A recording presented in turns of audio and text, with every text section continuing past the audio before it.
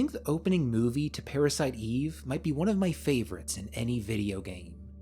The look of late 90s CGI is so charming to me, and there is so much of it here. But not only does this game have beautiful full-motion video cutscenes, it's also packed to the brim with pre-rendered backgrounds. It's a beautiful art form that you don't see much these days. They make me nostalgic for a time long past. So today we'll spend some time admiring these screens, soaking in all the details the developers were able to cram into a relatively low-resolution image. Trust me, despite this being a relatively ancient technique, it can still look beautiful. Welcome to Video Game World Tours. This is Parasite Eve. Do you guys procrastinate? I definitely do. I procrastinated this video so much that I'm actually recording this live. I'm being streamed to you in real time right now. I also procrastinate when it comes to buying Christmas gifts. And if you do that too, why not get something from Manta Sleep? They have so many sleep masks and sleep accessories. Buy your cousin the original Manta Sleep mask. Get your mom the Manta Silk Sleep mask. And you know what? Treat yourself to the new generation Manta Sound Sleep mask. I've been using it for a month or so. I can't get enough of it. I'm not joking, this isn't a bit. I really use this thing almost every day. From now until the 11th, everything is 15% off site-wide. Plus, you'll also get a mystery sleep kit gift included with it. Who doesn't love surprises? Click the link in the description so they know I sent you. Ugh, I should have used the bathroom before starting this live video stream thing. Give me a second, I'll be right back. You know how these videos go by now. We gotta talk about the very first screen in the game. Police officer Aya Brea arrives at an opera with her plainly named date, Man. He politely waits for you to go in, but we can hang out here for a moment. I'm sure he won't mind. Actually, as far as opening screens in games go, this one ranks pretty low on the list. You're confined to this relatively plain spot. Going inside though, you get a little taste of what's to come, that being cinematography. This game doesn't use an over-the-shoulder perspective, it uses fixed cameras. And on the second screen of the game, you can already see the developers being creative with their shots. They get to do that because they're in control of the camera, not the player. They come up with a lot of cooler ones later on, I'll definitely show them off. Anyway, Aya and Man sit down for the opera. I don't know, I'm not a fan of these. They're always so boring, nothing crazy ever happens. Sometimes you wish the show would just end so everyone could go home. The mysterious Eve escapes and Aya gives chase. Or she would if I didn't force her to explore this empty theater for a moment. I've always loved empty theaters in games.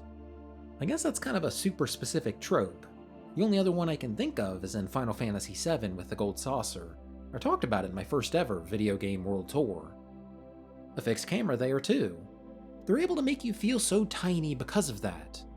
Normally you're one person in a horde of people in rooms like this, but now it's just you, all alone. If I was alone in a theater, the temptation to go on stage would be too strong. I'd have to do it. Haven't been on a theater stage since I was in a play in elementary school. And no, I didn't have any lines. Can you imagine me delivering lines for a play?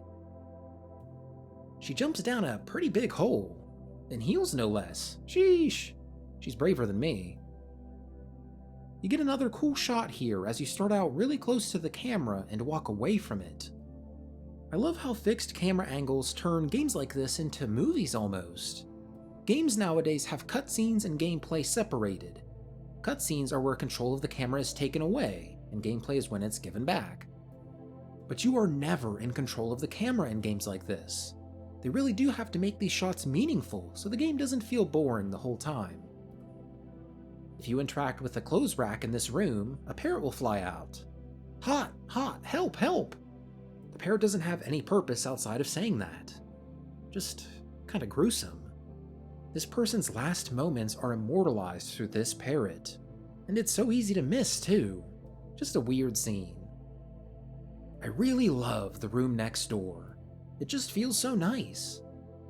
Almost kind of reminds me of the Mad Piano room in Super Mario 64. Maybe not as chill with that in mind. And I know it's so simple, but I love fake reflections. It's silly to think about how that's just a second model that I'm controlling. There's no special rendering tech going on with the PS1, it's just another Aya. It's quaint, I love seeing these, especially in the age of ray tracing nowadays, where this technique might become a thing of the past, much like pre-rendered backgrounds. Falling down into the sewer, I want to briefly talk about this screen. Just hold on a minute, Eve. I gotta talk about this putrid sewer water real quick. I think the shimmering of it is neat. Another callback to Final Fantasy VII. I'm reminded of the quote, flowing water on the screen of Aerith's house.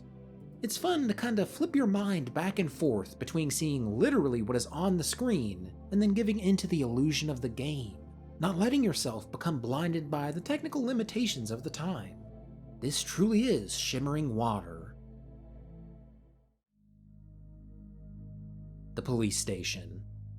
Here we get to see another one of my favorite parts of pre-render backgrounds, the clutter. I love all the little doodads they get to place in the world. They don't have to worry about having desk objects be too detailed to run in real time for the player. This is just a static image. I feel like even in PS2 games, you don't usually see environments with this much clutter. Let's think back to the game I just covered, Final Fantasy XII. While this is the HD re-release that was put out on the PS4, the level of clutter is the same, and you can plainly see that tables don't have nearly as many items as Parasite Eve does. Real-time performance doesn't even have to be a consideration when decorating environments for a game like this. Look at the detail on this flag in the back of the room. You can see the ripples on it.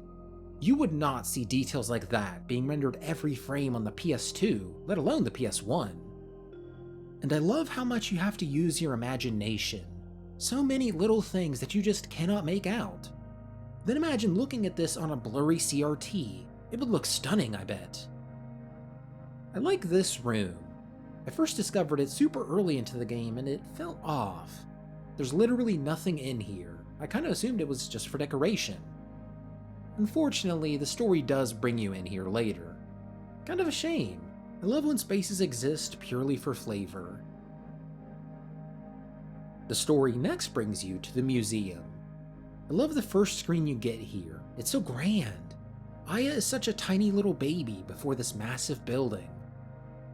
And then walking up to the entrance, the doors are so detailed. The environmental artists don't need to show off a whole room like we just looked at the police station. We just need 2 sets of doors. They can bring the camera in super close and really focus on the details you see on the doors. So intricate. Inside is nice, though I wish there was an echo on the footsteps as you walk around in here. That would really sell this space to me. Some stuff happens and you need to go to Central Park. Oh my god, dude, slow down! Bro's got ludicrous speed.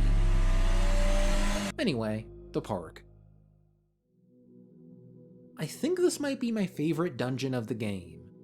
I'm probably the first person in the world to refer to Central Park as a dungeon, but it is one of the quote dungeons of this game.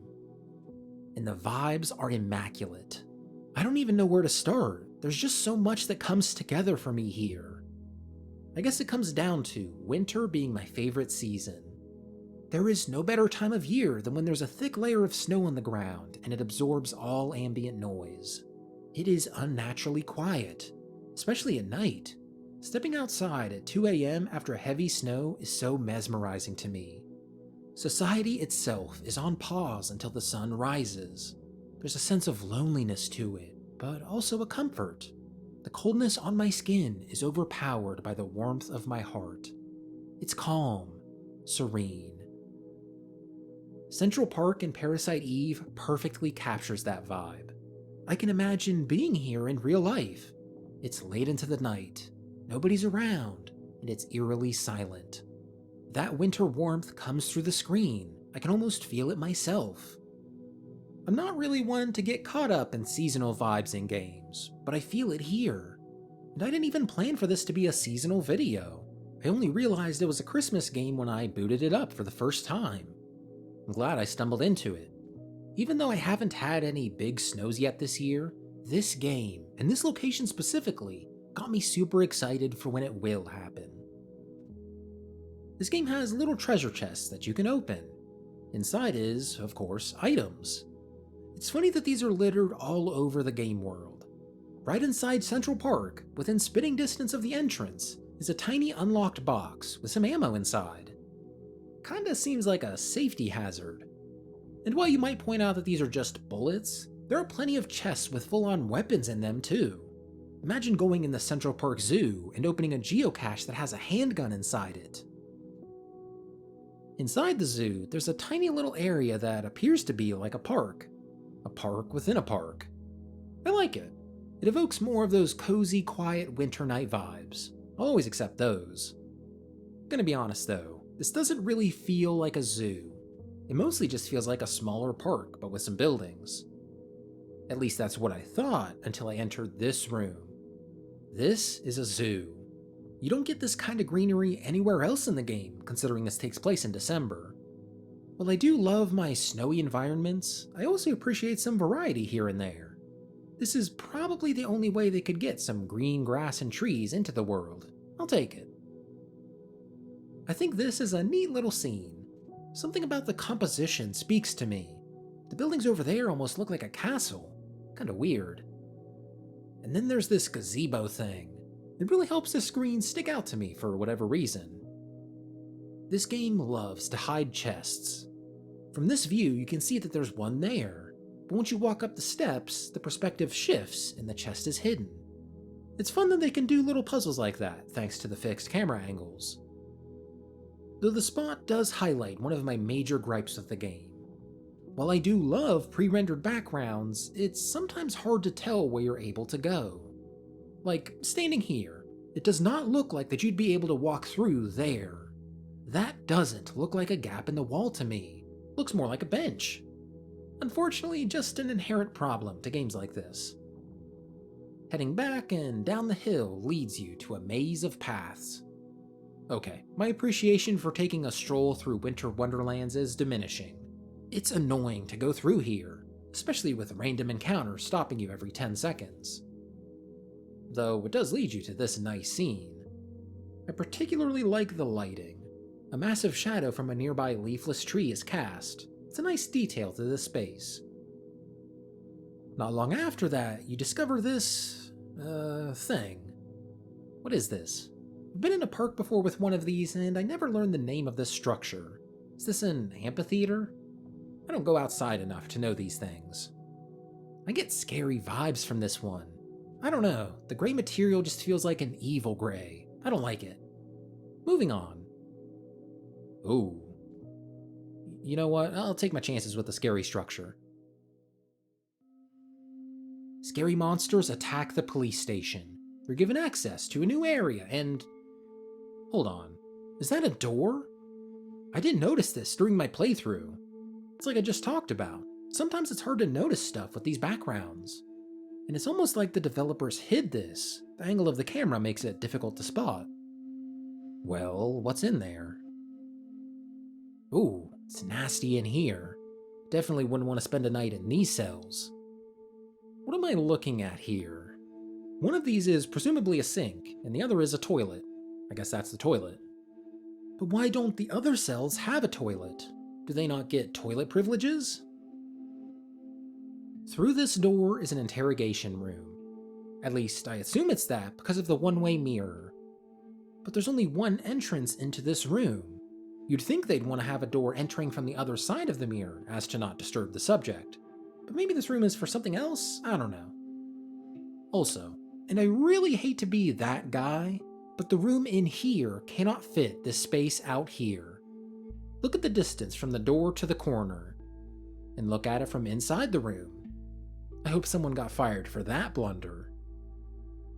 Down the hallway is a room where you can fight with a Wolfman guy. Do you see it?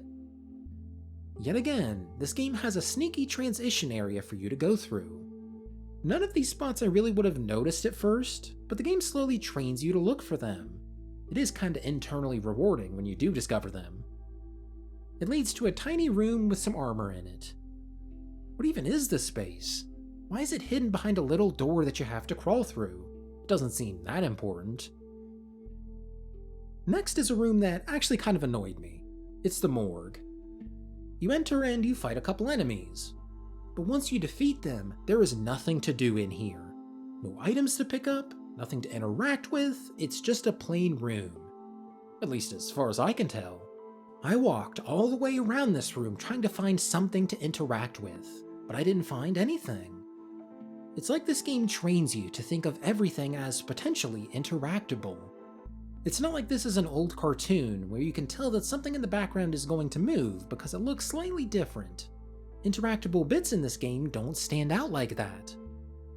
I know I did say earlier that I wish this room would have been just for flavor and not have any purpose. I got my wish with this room. But in the moment, it just annoyed me because it felt like there was something I was missing. Like, surely you can slide one of these out. But no. It's not that big a deal, I just wanted a moment to vent one of my frustrations with this game and its world. Right around the corner is a room that caught my eye. By itself, it's not particularly memorable or anything. It's made memorable because of the camera. You get a Dutch angle. This, yet again, reinforces the feel that this isn't like modern games. You straight up couldn't do this in a game like Resident Evil 2 Remake, at least during gameplay. Fixed camera angles let the developer flex their cinematic chops in a way they wouldn't get to normally. While I do love the Resident Evil 2 Remake, I kinda wish it stuck to the original fixed camera. It's rooms like this that make me nostalgic for the technique. The Resident Evil 1 remake on the GameCube looked so good. Imagine a Parasite Eve remake that looks like that. A man can dream. Stay tuned for the next video where we explore the rest of the game. I still got a lot of cool shots and spots to show off. Thanks for watching, Predizens. See you next time.